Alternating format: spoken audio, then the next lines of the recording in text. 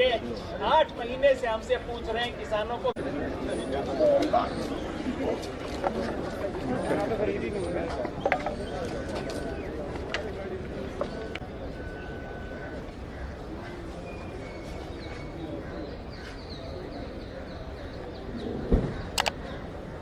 हमारे साथी शहीद अमर रहे, अमर रहे, अमर रहे। हमारे साथी शहीद अमर रहे, अमर रहे, अमर रहे। ओम शांति शांति। हेलो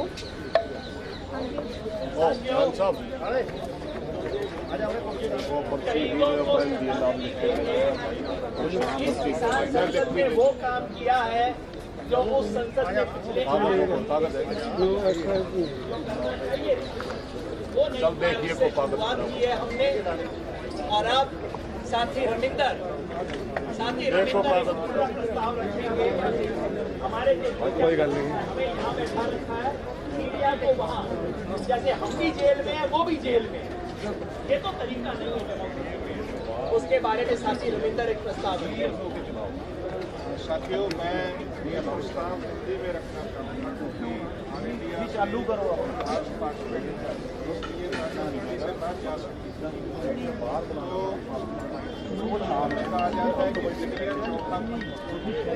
आज जब हम लोग अपनी संसद यहाँ लगाने जा रहे हैं तो आज किसानों की संसद की आवाज को खत्म कर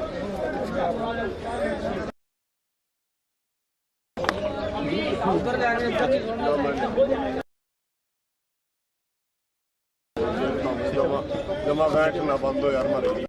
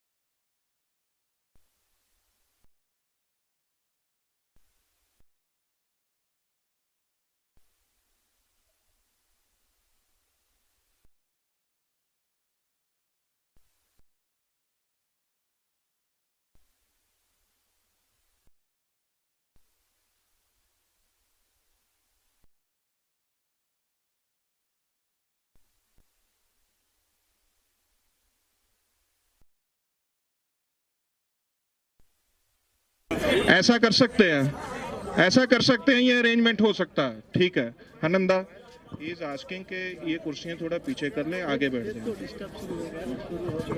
चेयर आता है, बोला कहाँ गया चेयर? बोला था चेयर आ रहा है, कहाँ है चेयर? आ रहा है कुछ बोला था चेयर।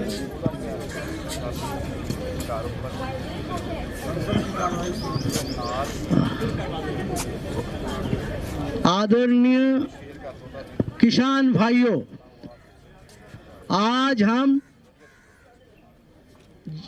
संसद के सामने जंतर मंतर में किसान संसद संगठित कर रहा है, क्योंकि संसद होता है सर्वोच्च संस्थाएं जहां कोई भी समस्या चर्चा होता है, कोई भी कानून पारित होता है, कोई भी चर्चा करके पारित करके लागू करने का व्यवस्था होता है।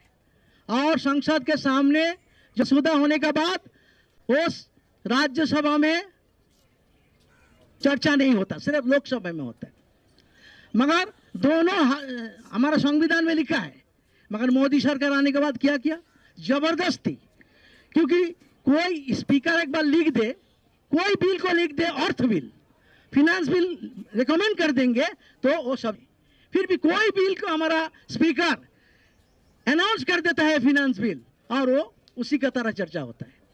ये एक के बाद संसद का सारे तरीका, संसद में जो चर्चा होता है जबरदस्ती, आपको मालूम है वहाँ चर्चा के विषय तय नहीं होता। पिछले 3 दिन से कितना झगड़ा हुआ, विरोधियों ने बोला हमारा किसान का इशू और देश बेचने का जो सवाल हो रहा है ये सब इशू चर्चा करो, मगर वो चर्चा करने के लिए राजी नहीं हुआ, बहुत झगड़ा हुआ।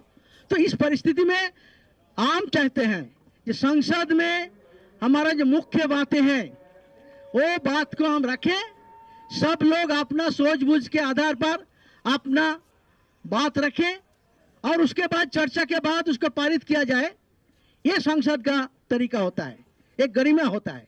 इसलिए आज ये जो किसान संसद है, ये किसान संसद में हम हमारा जो बिल है, बिल पर चर्चा करेंगे, क्योंकि अपना मालूम है जो 3 काला कानून के खिलाफ हम लड़ रहा है, एक एपीएमसी का है कानून, एक कॉन्ट्रैक्ट फार्मिंग का कानून है और एक है एसेंशियल कमोडिटी को खत्म करने का कानून, राशन व्यवस्था को।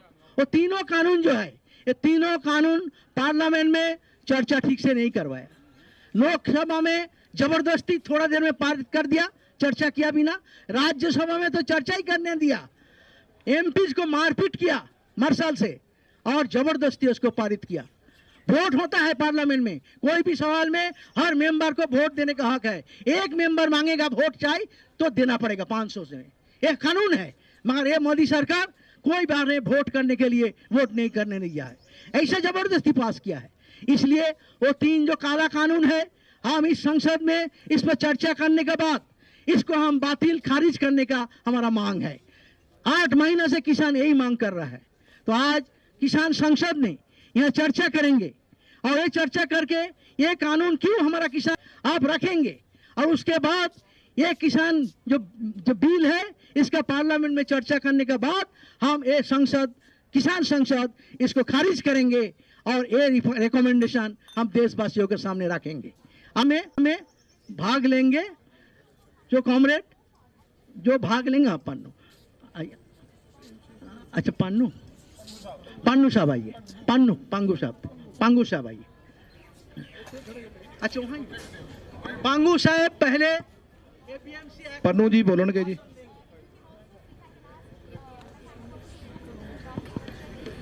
प्रेम सिंह पन्नू जी गल करनगे जी।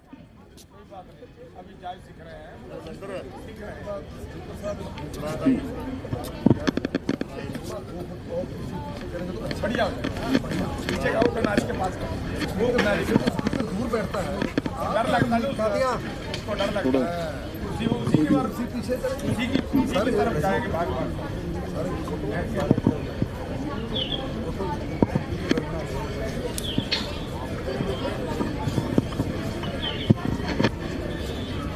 बहुत ही सत्कारयोग आवाज है जी। 10 मिनट के अंदर 10 मिनट्स। यस, सत्कारयोग ऑनरेबल स्पीकर साहब, हिंदी और पंजाबी, मेरा ख्याल है हिंदी में, डिप्टी स्पीकर साहब, आज बहुत हिस्टोरिकल डे है कि किसान एक पार्लियामेंट के पैरेलल किसान संसद चला रहे हैं और उसके अंदर जो पिछले समय में मोदी सरकार ने they are holding a parallel session of farmers before the parliament. दूसरी बात, आज 3 कानून के बारे में, पहले कानून पर हम पहले तो ये है कि जो ऑब्जेक्ट है उसका ऑब्जेक्ट एंड रीजन, तीनों कानूनों के ऑब्जेक्ट एंड रीजन वो तीनों ही गलत हैं। तीनों से सरकार की इंटेंशन का पता, एग्रीकल्चर को, कारपोरेट को, सभी लुटा रही है देश को। तो एग्रीकल्चर जिसमें बहुत इन्वेस्टमेंट चाहिए, तो सरकार का कहना यह है कि इसमें प्राइवेट लोग इन्वेस्टमेंट करेंगे, जो अदानी अंबानी है वो करेंगे, प्रोवाइडेड जो छोटे फार्मर्स हैं, जो 2 से 5 एकड़ वाले हैं, उनको इसमें से निकाल दो, और बहुत बड़े क्लस्टर हैं जो 5000 एकड़ 10,000 एकड़ के बनाओ। एक तो उसका ऑब्जेक्टिव ये है, और दूसरा ये है कि जो छोटा किसान है, 86% है हमारे देश के अंदर स्मॉल होल्डिंग वाला, उसका एग्रीकल्चर नॉन प्रॉफिटेबल है, इसलिए उसको एग्रीकल्चर से निकालना है।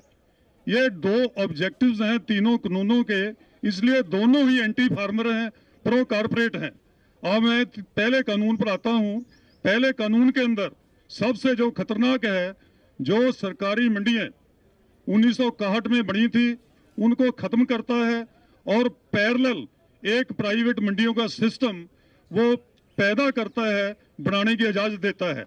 इस कानून के अंदर जो फूड स्टफ्स हैं, क्योंकि हमारा जो संविधान है, संविधान के अंदर ये लिखा है, जो 3 लिस्ट संविधान की हैं, एग्रीकल्चर स्टेट लिस्ट में 14 एंट्री में है, स्टेट सब्जेक्ट है, और सरकार ने ये कानून जो एंट्री 33 है इन द कंकरेंट लिस्ट, उसको यूज करके बनाए, जो ट्रेड एंड कमर्स से ताल्लुक रखती है। जो फार्मर्स हैं, ना तो वो ट्रेडर हैं, ना वो कोई कमर्स का काम करते हैं, फार्मर्स या प्रोड्यूस करते हैं, मार्केट करते हैं। इसलिए हमारा जो फर्स्ट इतराज है, जो फर्स्ट पॉइंट वो है कि तीनों कानून अनकॉन्स्टिट्यूशनल हैं।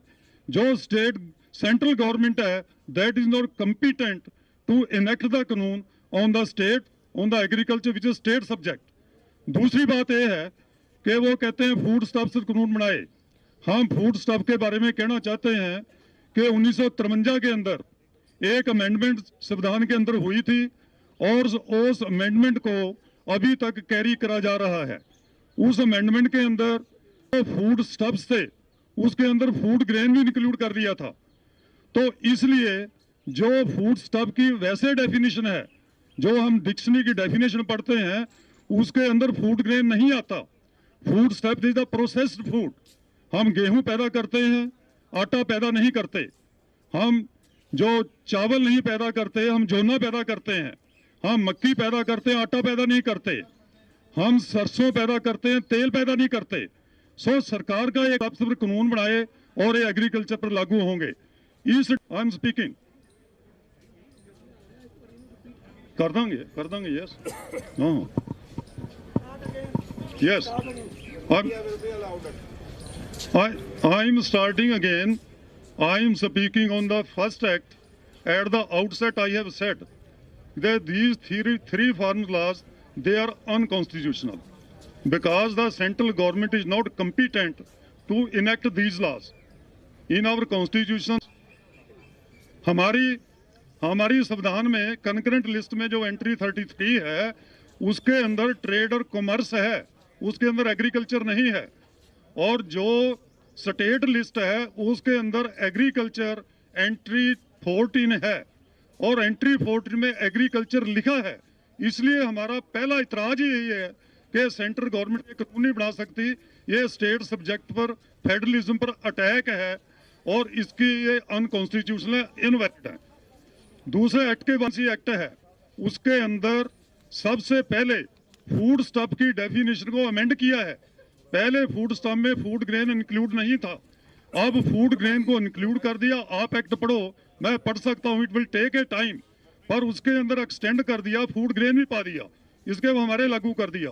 और दूसरा मेरा पॉइंट ये है, क्योंकि टाइम इज द शॉर्ट, दूसरा पॉइंट ये है कि जो खरीद एजेंसी है, गवर्नमेंट एजेंसी, उसके अंदर पर्सन की डेफिनेशन है। इन द क्लास 2 पर्सन की डेफिनेशन है।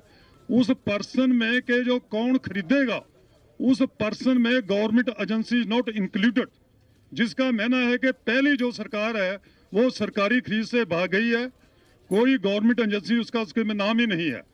यह स्पष्ट करता है कि एपीएमसी एक्ट को सरकारी मंडियों को खत्म करना चाहती है और पैरेलल मंडी बनाना चाहती है। तीसरा मेरा यह है कि trade areas kindly listen speaker साहब, ट्रेड एरियाज वो हैं कि कहां से कोई खरीद कर सकता है। इस एक्ट में लिखा है सेक्शन 5 के ट्रेड एरियाज वो फार्म गेट भी हो सकते हैं, वो वेयर हाउस भी हो सकते हैं, वो कोल्ड स्टोर भी हो सकते हैं, वो साइलो भी हो सकते हैं, वो फार्मर का खेत भी हो सकता है। पर उसमें कहीं यह नहीं लिखा कि वो मार्केट होगी जो एस्टेब्लिश मार्केट है। सो ट्रेड की डेफिनेशन, ट्रेडर की डेफिनेशन से स्पष्ट है कि उन्होंने अपने आप ही मार्केट कमेटी को निकाल दिया है। तीसरा पॉइंट मेरा यह है कि इसके अंदर अगर कोई डिस्प्यूट होता है, ये सबसे सीरियस है, डिस्प्यूट होता है, तो डिस्प्यूट के अंदर जो सिविल कोर्ट है उसकी ज्यूरिडिक्शन को बाहर कर दिया है। अगर कोई डिस्प्यूट होगा तो एसडीएम के पास जाएगा, एसडीएम के पास, नहीं तो उसकी अपील डीसी के पास जाएगी। एग्जीक्यूटिव है जो सरकार के बस में अधीन सरकार से इन्फ्लुएंस होती है। सो में है कि सिविल कोर्ट क्यूट होता है, उसमें वो रहनी चाहिए। तो तीसरा मेरा पॉइंट ये है। तो मैं Our next speaker will be Suresh Kaut. He is from Haryana. He will speak. अच्छा, एक अनाउंसमेंट कर रहा है। आपको मालूम है पार्लियामेंट का 2 सांसद हमको समर्थन देने के आया है, मगर हमारा एमपी 2 एमपी आए हैं, हम उसको स्वागत करते हैं और एक घोषणा किया है। अभी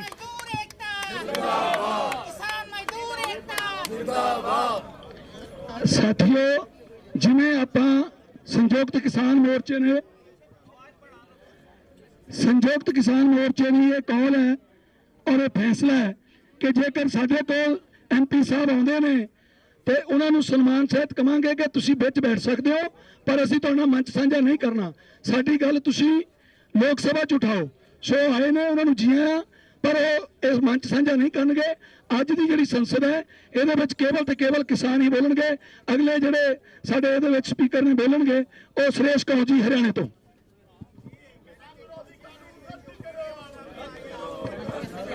हेलो, एक मिनट डॉक्टर साहब प्लीज।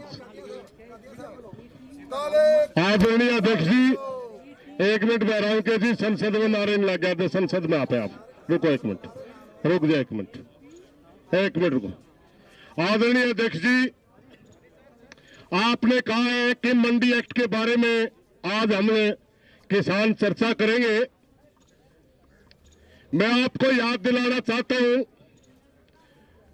सबसे पहले तो मैं मोदी सरकार की निंदा करता हूं कि किसान को अपनी संसद बुलाने के लिए संगीनों के साए में बोलना पड़ा। यह बड़ा निंदा का विषय। दूसरा, साथियों, ये मेरा टाइम तो आपको मिलेगा नहीं वो डिस्टर्ब हो रहा है मेरा बोलने को दावा। मैं असल पार्लियामेंटर के 20 एमपी होते हैं लोकसभा में। केरला में 20 एमपी हैं लोकसभा के, और वो 20 के 20 आपको सपोर्ट करने के लिए यहां पे आए हैं सर। और मैंने उनसे रिक्वेस्ट किया कि हमारा पार्लियामेंट का, हमारा संयुक्त किसान मोर्चे का ट्रेडिशन है कि हम किसी पॉलिटिकल लीडर को माइक नहीं देते यहां पे, और उन्होंने हमारी बात का सम्मान किया है। उन्होंने कहा है कि जाएंगे, वो स्टेज पे नहीं आएंगे। हम बहुत किसान संसद में पहुंचे सभी साथियों, सबसे पहले मेरी तरफ से राम राम। अध्यक्ष जी रुको भाई, बीच में ना बोलो, मेरा समय तो यार वैसे ही खा जाओगे तुम चकचक में। आदरणीय अध्यक्ष जी, आपने बोला कि हम सबसे पहले राम पंजाब के एक मंत्री हुए, वो बड़े गरीब घर से पैदा हुए थे। उन्होंने किसान की लूट देखी थी। पहले उन्होंने मंडी एक्ट पास किया था, और मंडी एक्ट के अंदर 2 खासियतें दी थी। किसान को मंडी के अंदर जाते ही तोल और मोल की गारंटी मिलती है। सबसे पहले किसान जो अनाज लेकर के जाता है, वहां का कर्मचारी सबसे पहले पता करता है फसल किसान की है और किस भाव में की, ये मंडी के रजिस्ट्री के अंदर दर्ज होता है। और अगर कोई विवाद होता है तो मंडी सेक्रेटरी का जो रजिस्टर है उसके तहत हम अपना दावा पेश करके कोर्ट से अपना दावा ठीक करवा सकते हैं। अगर ये मंडी एक्ट खत्म होता तो हमारा तोल और मोल की गारंटी खत्म हो रही है। एक बात। दूसरी बात, किसान को अच्छी तरह पता है कि ओपन मार्केट किसे कहते हैं। 2006 के अंदर बिहार के अंदर मंडियां तोड़ी गई। आज बिहार के किसान की हालत देखिए क्या है। पूरे देश के किसान से गरीब बना दिया बिहार के किसान को। वो खून चूस लिया बिहार के किसान का। उनका धान 1100 रुपए से ऊपर कभी नहीं बिकता। हरियाणा पंजाब के अंदर हम लड़के कम से कम एमएसपी तो ले लेते हैं। साथियों, ये कहते हैं ओपन मार्केट से फायदा होगा। हमारा मात्र 23 फसलों का एमएसपी तय होता है। हमारी 70% से ज्यादा फसलें पहले ओपन मार्केट में है।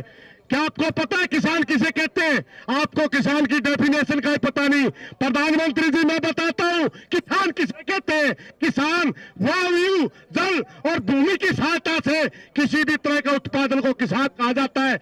चाहे वो मोटे अनाज का उत्पादन करता हो, चाहे को फल फ्रूट का उत्पादन करता हो, चाहे को फूलों का उत्पादन करता हो, चाहे मक्खियां पाल के शहद का उत्पादन करता हो, चाहे आपका लकड़ी का उत्पादन करता हो, चाहे मसाले का उत्पादन करता हो, चाहे मीट का उत्पादन करता हो, चाहे दूध का उत्पादन करता हो, हम सभी किसान हैं। हमारी 70% उत्पादन पहली ओपन मार्केट के अंदर बिकती है। हमें ओपन मार्केट के बारे में समझाने की कोशिश ना करिए। हमें पता है ओपन मार्केट किसान को बर्बाद करने के लिए ला रहे हैं। आप ओपन मार्केट मात्र हमारी मंडियां तोड़ करके हमारे को बर्बाद करने के लिए ला रहे हैं। हमारी लड़ाई क्या है? हम कहते हैं पूरे देश के किसान को एमएसपी मिले, हमें मंडियां विकसित हो। और आप कहते हैं कि बिहार की तरह मंडियां तोड़ करके पूरे देश के किसान को बर्बाद किया जाए। हम ये नहीं होने देंगे, हम ये नहीं होने देंगे। और बहुत से साथी जब हमारी वार्ता चल रही थी कहते हैं हमारी 12 दौर की वार्ता हो रही, एक दौर की वार्ता नहीं हुई। मात्र हमारे को मूर्ख बनाया गया है और कहते हैं कि किसान इसमें कहा क्या है। अरे 1 पैसे का बताइए किसान को फायदा क्या होता है इन कानून से? 1 रुपए का अगर इन कानून सुनने से कहीं किसान को फायदा होता हो तो हम आपकी बात मानने के लिए तैयार हैं। और हम कम से कम आपको इन कानूनों के अंदर 15 और 20 ऐसी जगह बताएंगे कि किसान को मारने के कानून है। इसलिए आपको हमारी बात माननी चाहिए। और मैं इस किसान संसद के माध्यम से एक प्रार्थना करना चाहता हूं सरकार से कि धैर्य की परीक्षा ना ले। सबसे पहले तो लानत है सरकार के ऊपर, लानत है सरकार के ऊपर। आज देश का किसान संगीनों के साए में अपनी बात कर रहा। कहते हैं इंदिरा जी ने इमरजेंसी लगाई। अरे आप कौन से बने हैं?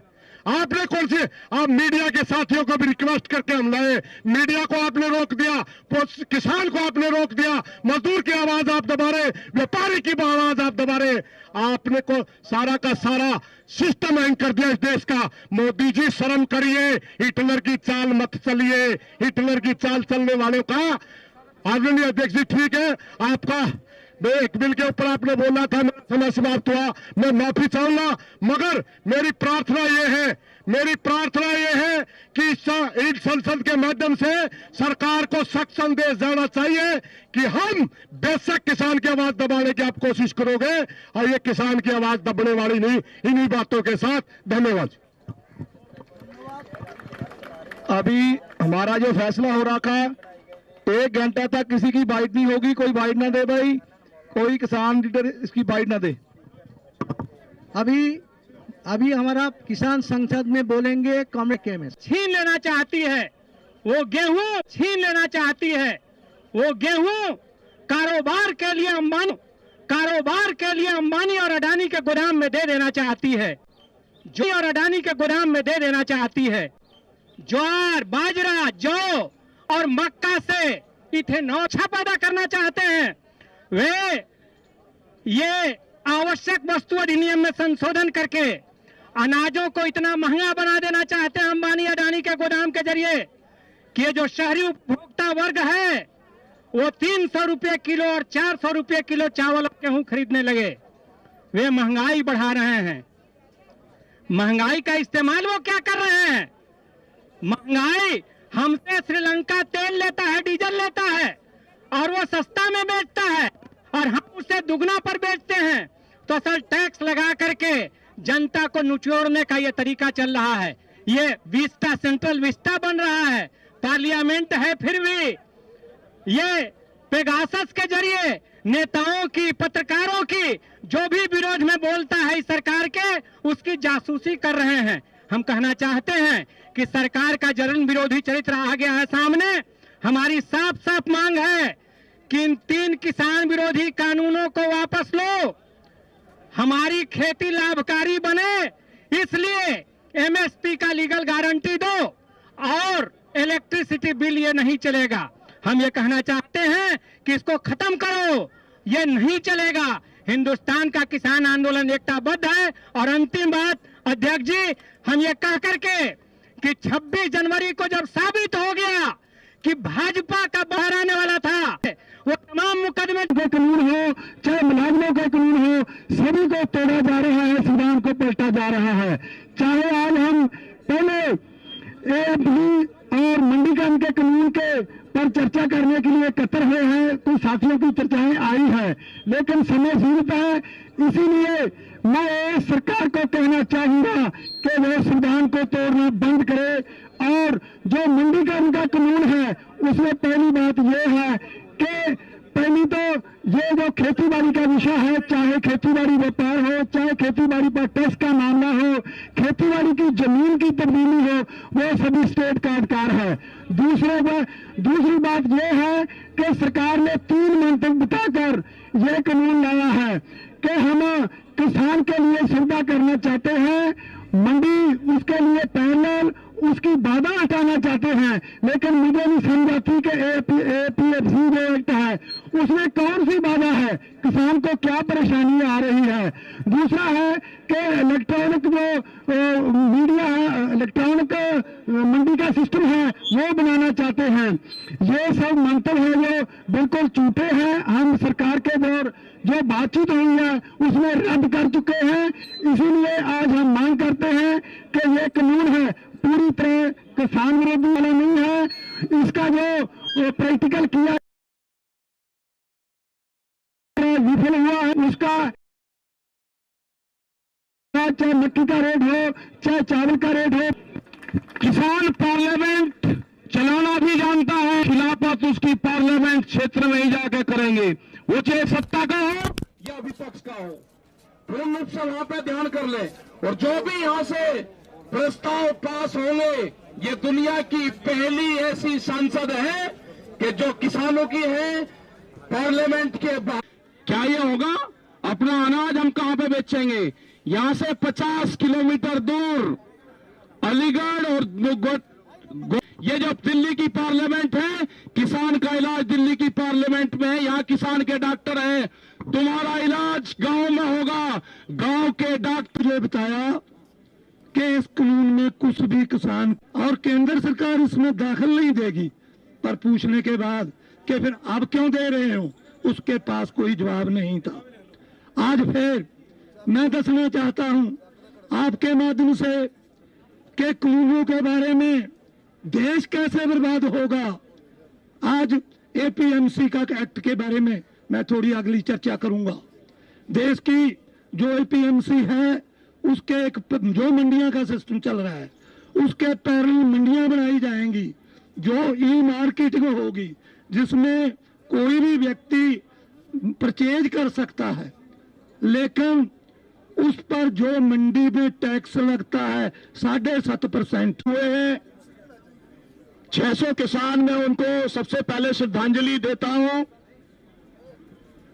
और मैं इस संसद में जो 200 प्रतिनिधि आए हैं उनको मैं सलाम करता हूं कि हम आना तो यही चाहते थे लेकिन केवल 2 दिन के लिए, और हम केवल 3 कानूनों को निरस्त कराने का, बिजली बिल को रद्द कराने का, एमएसपी की कानूनी गारंटी का हमारा इतना ही सा था, 2 दिन का कार्यक्रम था, लेकिन हरियाणा सरकार ने चुनौती दी पंजाब के किसानों को, पूरे देश के किसानों ने उसको स्वीकार किया और आज 337 दिन से हम यहां पर बैठे हैं और इस बात का संकल्प है कि जब तक इस सरकार को नहीं उखाड़ फेंकेंगे, किसान विरोधी सरकार को, तब तक यहां से कोई भी जाने वाला नहीं है।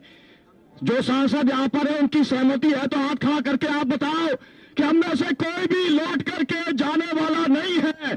मैं केवल इतना कहना चाहता हूं कि हम लोग इस देश को फिर से गुलाम नहीं होने देंगे।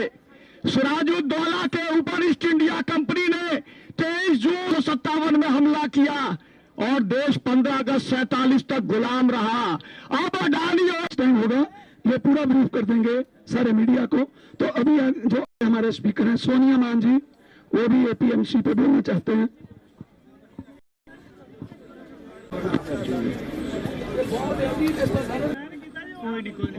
इन्होंने जमीन खोनी है सातों किसी बिंगे टेढ़े ढंग नाल, ਸਾਨੂੰ ਸਾਰਿਆਂ ਨੂੰ ਘਸਾਰੇ ਬਣਾਉਣਾ ਹੈ। ਇਹ ਸਾਰਿਆਂ ਦੀ ਚੁੱਲ੍ਹੇ ਦੀ ਲੜਾਈ ਹੈ, ਨਾ ਕਿ ਇਕੱਲੇ। ਮੈਂ ਇੱਥੇ ਆਉਣ ਤੇ ਸਾਰਿਆਂ ਦਾ ਧੰਨਵਾਦ ਕਰਦਾ। ਵਾਹਿਗੁਰੂ ਜੀ ਕਾ ਖਾਲਸਾ।